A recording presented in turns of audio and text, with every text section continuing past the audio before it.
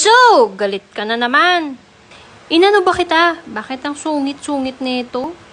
Pag may gusto, lapit ng lapit sa akin. O, di ba? Sungit-sungit mo pa? Pag di kaya kita binigyan ng pagkain, anong gagawin mo? Magsusungit ka pa ba? O, maghihilamos ka pa sa harap ko talaga. Sabi nila, swerte pag naghihilamos yung pusa sa harap mo. Eh bakit ikaw, inuubos mo yung laman ng bulsa ko? Tapos, ayaw mo pa ng pinagsasabihan. Gwapo ka sana, kaso suplado ka. Kung di ka lang talaga gwapo, ay nakutos na kita. O, tignan mo, hinahawakan lang, sungit-sungit mo.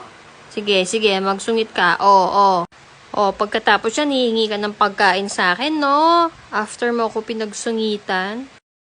Kala mo naman, uubra siya sa akin. O, di ba? Kung makulit ka, mas makulit ako. Tapos, lalagyan mo pa ng lawa yung kamay mo para mailagay sa akin. Yak! Mapapagod ka din. O, di ba? Nagingi ka rin sa akin ng pagkain. Sige lang, magpakabusog ka. Dahil mamaya gagawin na kitang siopaw. Charis! Kahit sobrang takaw at sobrang kulit nyo, kayo yung dahilan kung bakit nababawasan yung stress ko.